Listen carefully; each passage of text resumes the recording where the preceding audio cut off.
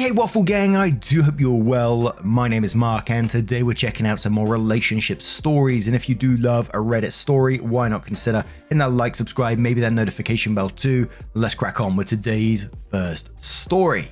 Much love, guys. And our first story is coming from the Today I Messed Up subreddit from Sci-Fi Squirrel, who says, "Today I messed up. I thought a cute guy was ghosting me, only to find out I was actually ghosting him. I was at a party 2 weeks ago where I only knew 2 people. When in walks this guy who immediately gave me this really big smile. I thought he was so gorgeous. We ended up talking in the same circle and he introduces himself.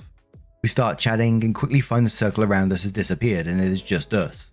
He is so smart, his smile is outrageously cute, and I love how he seems laser focused on me instead of one of the many attractive women that have now joined the party and are talking about their cool Raya dates." I just had a quick Google. It says it's an app. I don't know if it is an app. You have to correct me on that one. As the night wore on, I found myself talking to various different groups, but each time this guy would appear again, and we'd end up just talking to each other again. Someone who neither of us knew came up and said we made an attractive couple, and I realized somehow in the span of 2 hours we were already acting like a couple. It wasn't just being sexually attracted to him. I felt so comfortable around him and he was so attentive to my needs. I told him offhand I had allergies to the dog at the party. Hours later, when I started sneezing, he immediately knew why and moved us outside. His smile was a thing that immediately caught my attention, but it was the thoughtfulness that made it. So at the end of the night, we catch an Uber home together and end up kissing. Before the Uber drops him off, I give him my number. Sunday comes, don't hear from him. Okay, I get it. We both got home at 4 AM and I too just wanted to sleep the day away. Monday comes, silence. Tuesday, even more silence. I know I've read how it is uncool to text a girl immediately because you want to seem super cool and wanted, but we're both in our mid-30s and I realized these mind games are bullshit. If you like someone, text them when you can. Life is too short to be with people half interested in you. Wednesday comes and I'm a mixture of angry and over it and insecure all at the same time. How dare he lead me on like this? Well, I guess I'm glad I only wasted one night on this arsehole. Was I not pretty enough? All these thoughts raced through my head and coalesced into me typing his name and workplace into Google to see if I can find him. Turns out he was incredibly easy to find. I was planning on just looking at him because I missed his face, but I accidentally clicked the link that brought me to his LinkedIn page. Yikes. Now he'll know that I stalked him, which made me feel even worse. I probably looked crazy. Well, since I was already on his page, I'd guess I'd looked at where he had worked. Maybe he wasn't really interesting and I'd feel better about him ghosting me. Nope, turns out he is not only very smart but also humble because his resume listed a dozen different cool jobs, impressive schools he's attended, things he's worked on. Great. I probably wasn't impressive enough for him. Not 30 minutes later, he friends me on LinkedIn, but seemed surprised that I was reaching out. He'd evidently texted me that night and again the next day, only not to hear anything back. I had ghosted him. And this is how we found out my fuck up. When I gave him my number, turns out I was off by a digit. Turns out tipsy me isn't so great at typing or proofreading. If I hadn't been a creepy LinkedIn stalker, it could have been months, if ever, before we would have seen each other again. Right now we're laughing about it and setting up our first real date. Wish me luck, Reddit. And that's a pretty sweet story and we're going to get to the update in a moment, and most of the comments on this were, congratulations, hope things work out, it's incredibly cute and wholesome, etc, etc. Some people sharing their stories. So Built by Bama says, "I'm so happy it worked out for you. I met my husband in a Waffle House. He was hammered with his friends. I was with my friends celebrating my birthday. He made the drunk stagger to my table and loudly slurred, 'I'm gonna marry you one day.' I laughed and sent him away with, 'Let's see if you remember in the morning.' Well, as fate would have it, I was moving and selling a futon. The buyer was him. He came and picked up, and when I opened the door, the look on my face was a mix of shock, horror, and disgust. But still, he paid for the futon. I at least needed him to get it. He was a completely different guy and he noticed we were reading the same book. Then he noticed we had similar taste in movies and music. He asked me out on a proper date later in the week. I refused, saying I was moving. Well, he came and helped me move, then bought pizza that night. After that, I couldn't say no to his offer of a proper date. I learned the night I met him he was at his buddy's bachelor party and he never drinks, so just a few drinks hit him hard. He felt so embarrassed when he saw me at my house getting the futon. He knew he made an ass of himself and thought the likelihood of running into me again was slim to none, so he was just going to write it off as a learning lesson. We just celebrated 7 years last weekend. Sometimes things just work out how they are supposed to. So OP did update their original post a year later and says, A year ago, I met a cute guy at a party, accidentally gave him the wrong number, and then found him again on LinkedIn. The last post stopped at the point where I had now given him my correct phone number. We decided for our first date to walk around the park near the city and then grab a drink. I was anxious as soon as this date was set. Besides the normal first date jitters, I also carried the secret that I had posted the story of how I reconnected with him on Reddit. Some 35,000 people had upvoted it. Thousands more had seen it. I needed to tell him about the Reddit post, but I was scared of how he would react. He probably already thought I was weird for looking him up on LinkedIn. I had no idea if he would see me posting our story to Reddit as a breach of his privacy or attention seeking or just plain weird. The day of our date, I waited for him by a park fountain. When I saw him walking towards me, my heart skipped. I got made fun of in my last post for how much I complimented this guy's smile, and I don't even care. Seeing him smile made me immediately happier. It also made me even more worried that I had messed up even the possibility of us becoming a thing by posting our story for the world to see. We walked around the park and sat to talk under a pair of trees. It was a beautiful late summer day. I found myself holding his hand. Slowly, we headed to the nearby bar, and by this time I was shaking. When I got my drink in hand, I took a few sips and the words tumbled out. I thought our reconnection story was funny, so I posted it to Reddit. I'd gotten maybe 20 upvotes on anything I'd ever posted before this, so I expected much the same. Then I started to get dozens of notifications from hundreds of people commenting on the post. My friends sent me the post because they thought I'd enjoy it. My sister called and asked if I had written it because she recognized my writing style. The newspaper wrote an article about it, the post taking on a life of its own. Then I showed him the Reddit post. He read it quietly. When he was done, he stood up, came over, and gave me a kiss. With that, I breathed the biggest sigh of relief. I learned he himself uses Reddit and thought the post was sweet. The rest of the day, we read the comments together and laughed about the whole thing. Later that week, he came over to my apartment and we cooked dinner together and talked more. Our conversation turned to the fact that neither of us liked casually dating multiple people at the same time. We didn't know exactly what this was yet, but we knew we already liked each other. With that, it seemed we were dating. The first few weeks of dating sped by, filled with apple picking, hiking, and many soup dumplings. I learned at the late night karaoke that he has a beautiful singing voice, and he learned that I definitely did not. Lol. I told a friend later that we were dating and she asked, "Yes, but is he your boyfriend?" Evidently, in this new world of constant casualness, you could be monogamously dating just for the fun of it, but becoming a boyfriend or girlfriend meant you saw this person as someone really important. In previous relationships, I'd felt like I was supposed to wait until the guy said he wanted to be with me, and it would look desperate to say, "I love you," before the guy did. This relationship felt different. There was no feeling that he was waiting to text me back to look cooler or more unavailable. There was no avoidance of talk about the future. It just felt like two people that were enjoying learning about each other, which in turn made me feel comfortable being open and honest with him. So, after 6 weeks of dating but maybe not being my boyfriend, I wrote my feelings down on a card and asked him to be my official boyfriend, and he accepted. The rest of the year has been filled with adventures to foreign places where I proceeded to get us lost twice, in a place after dark with no streetlights. Still sorry about that one, babe. And maybe trips to the grocery store that were thankfully a little less tumultuous. We've danced late into the night at concerts and cuddled in bed watching TV. We just finished Avatar, The Last Airbender, the animated series. I've fallen asleep on his chest to the sound of the pattering rain. My last thoughts at the brink of sleep that I have never felt so safe. I've woken up next to him and looked over at his face that looks so young and relaxed in sleep. The hair that falls over his face already has some grey in it.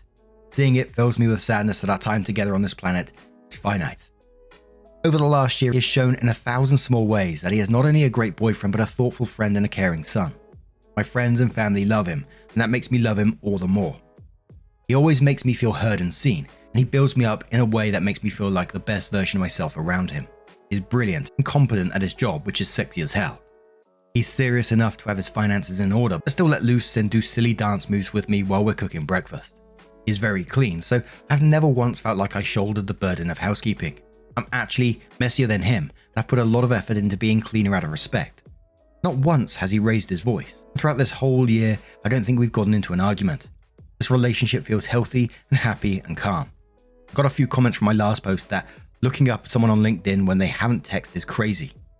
Please know that if he had turned me down on LinkedIn, I would have respected this and not contacted him further.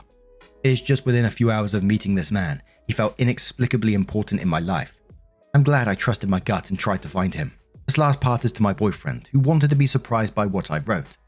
Over the last year, you have become my favorite person and my best friend. I'm so grateful that I met you, and grateful for each day I get to wake up next to you. I can't wait to see what next year brings for us. I love you very much." Aww. These bloody onion ninjas are lurking around again. I think it's, it's refreshing to see. Some people might not like a cute post like this, but I absolutely love to see it. I read so many different posts, and a lot of it, there's always some sort of drama going on. To see this couple living their best lives and enjoying each other's company and, progressing is just absolutely wonderful. But I'm going to turn this one to you guys. Do you have your own, maybe cute or weird relationship starting story? Let us know your thoughts down in the comments below, and let's move on to another story. And there was another bit of a different story on the Today I Messed Up subreddit from Microwavable Monkey, who says, "Today I messed up by sending my wife to check if a Powerball ticket was a winner." So this happened a few days ago. I have a long-standing habit of buying a lottery ticket for the Powerball or Mega Ball, etc. whenever it gets over 300 million. It's overall a very small amount per year, and it's just a small investment in fun times from my point of view. Recently, the prize was slowly creeping up due to no winners multiple weeks in a row. The prize gets rolled over if there is no winner. It was $1 billion last week, and I bought a ticket like usual, but I got too busy to take it in to check the numbers. Here is where I screwed up. I decided to give the ticket to my wife to check.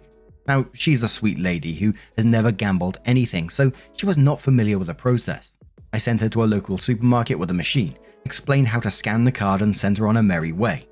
A little while later, I get a strange text basically saying, "You better be sitting down," and then a text saying something to the effect of, "I'm never coming back to this store again." Later, I got the full story. She scanned the ticket correctly, and the machine announced that she was a winner. A full screen graphic and giant words, "The works." She freaked out at the prospect of becoming billionaires. She does not know how much is shaved off for taxes, but that's a different story. Attracting attention in the store after hyperventilating for a minute or two, she saw that the machine stated to proceed to a checkout counter. She walks over and found out that she won $2. She was not aware that if you get one number or sum in the right place, you can win your money back. Anyways, after landing back on Earth abruptly, she left the store mortified at her reaction to winning $2, and now we need to find somewhere else to shop. Lol. The top comment did make me chuckle on this one. So Gage1 says, "Most people will never know what it feels like to be a billionaire, but she did." Followed by, "Most people will never know what it's like to lose billionaire status." Oh man. Now, what do you guys make of this one? Let me know your thoughts. Let's move on to a story from Am I the Arsehole from Marion Berry This, who says, "Am I the arsehole for boiling cinnamon to make the house smell nice when my mother-in-law is deathly allergic? I, female 21, love 4. Now that it's getting closer to September, I pulled out all the fall decorations and candles and I'm getting ready. Something I've always done during this time of year is make a mixture of nutmeg, apple, cinnamon, and pumpkin spice in water and boil it on the stove. It makes the house smell amazing, works like a humidifier, and puts me in the spirit of my favorite season. My mother-in-law, female 49, is deathly allergic to cinnamon, to the point where she can't go Christmas shopping in person because of the cinnamon-scented candles, sprays, and wallflowers that are out at the time. Anytime she's coming over, I always make sure that I don't burn any of my candles that are cinnamon-scented, and if I've boiled a mixture or burnt one recently, I open the windows to air out our apartment. My husband and I had left for work not too long ago, so I decided to put a mixture on the stove while I was cleaning. After it had already been boiling for a while, I heard a knock at the door. My mother-in-law had dropped by unannounced.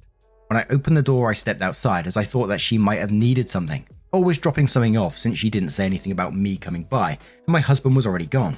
She asked why I hadn't let her in, and she wanted to hang out for a bit. I explained to her that since I wasn't aware of her coming, I started boiling cinnamon to make the house smell nice, and I didn't want her to come in as I was worried it might make her react. Her face dropped and she looked furious. She told me that I shouldn't be doing that and shouldn't even really own cinnamon-scented candles because I know it can make her sick. I told her that I always make sure those things are put away or have not been used when she's here, but I wasn't aware of her coming. She just rolled her eyes and began to walk away. Before getting to the stairs, she turned back to look at me and said, "That is extremely inconsiderate and rude, that I would be willing to risk her having an allergic reaction just because I like the smell. Am I the arsehole?" Edit. Also, this has come up several times in the comments. I'm not trying to make my house unwelcoming to her. She's completely welcome when invited or when she asks to come. She's aware that we like the smell of cinnamon, and because of this, My husband has told her that she needs to ask before popping up. He also has put his foot down about unannounced visits. My mother-in-law also eats cinnamon rolls willingly. Her kids say you're allergic, it'll make you sick every time. And every time she responds with, it's worth the upset stomach. And then she just gets sick later on. However, she also talked about how she can't go holiday shopping because the amount of cinnamon in the air will kill her. I take the precautions because of what she said about the cinnamon scents, because I'd rather be safe than sorry. Reading so many of these stories, especially where mother-in-laws are involved, it was making me think instantly, like as I was reading the title and stuff, that it was some sort of like mother-in-law repellent or something. I don't know if you've ever seen like old school Batman. He's always got like something on his belt, and in one of the episodes, like this is proper, I think 80s Batman, he's getting attacked by a shark and suddenly he pulls out, let me just get my shark repellent spray. But the same with a mother-in-law. And it makes me think that she's caused problems before. In the edit, you said he has also put his foot down about unannounced visits. So it sounds like she might be popping around quite often. In the end, you know, it's your place. You do what you want in there. I think you've been very considerate. You stepped outside. You didn't want her to get sick. You're opening your windows. You don't keep it around when you know she's turning up. I think you're being more than considerate in this situation. In another scenario where, you know, the mother-in-law's a really nice person, she comes round and you start pulling out cinnamon sticks. Yeah, that's going to make you the arsehole, obviously, but that's not what you're doing here, is it? Let's check out some comments to see what they say. So, No to Newspeak, who says, not the arsehole, you're aware of your mother-in-law's allergy. You ensured that she was not around when you put the cinnamon on the stove, and when she showed up and announced, you stepped outside to meet her and shut the door behind you. You did everything right. Expecting you to never have cinnamon in your house again is overkill on mother-in-law's part. Now as hell says not the arsehole yet, but you need to talk to your husband about what you to expect concerning family dropping by. Maybe you see her as an occasional visitor, but your husband has given her the go-ahead to drop by any time. A lot of young couples struggle with this issue at first. Few families have the same expectations of random visiting. It could be that you choose to change things. It could be that he talks to his mother and sets new boundaries. The way mother-in-law acted is not right. It's not her house, her little boy has grown up and he has a new woman in his life, but he needs to talk to her and set boundaries as part of the couple. You two can't be divided in this. Not your mother says not the arsehole, she's extremely entitled. It is your home. You have every right to make it smell however you want. Just a thought that putting a cinnamon broom on the door would make a great deterrent for mother-in-law to know when she's not welcome. Acts like garlic for vampires. Just gave me a vivid image of mother-in-law strolling up to the door and seeing it on the door, then turning and going, Independent Ideal says not the arsehole, you're accommodating when given adequate notice. Your mother-in-law doesn't live there. You shouldn't have to dictate your life around hers. Yes, obviously, if that's your blend for what I call a simmer pot cool, but it sounds like your loose spices are the same ones in pumpkin spice. One more comment from OK Bookkeeper, who says, okay, I started this believing you were absolutely the arsehole, but you didn't risk anything. You didn't let her in your home knowing about the allergy. You made sure to be considerate of her when you know she might be near. But let's face facts, cinnamon is kind of the linchpin of the season from September to January. Believe me, I hate it in a way only an autistic can, but I also accept it's going to be everywhere, and that's just a me problem and I have to live with it. Not the arsehole. But now I'm going to turn this one to you guys. What do you guys make of this situation? Let me know your thoughts down in the comments below. And do you have your own little recipes that you like to boil on the stove like that? It sounds absolutely amazing. Let me know. And just a huge thank you for joining me today, getting involved in the stories. Your love, your support, your time always means the absolute world to me. So thank you so much for being involved. Truly, you're absolutely amazing, and never forget that. And hopefully I'll see you in the next one. Take care and much love.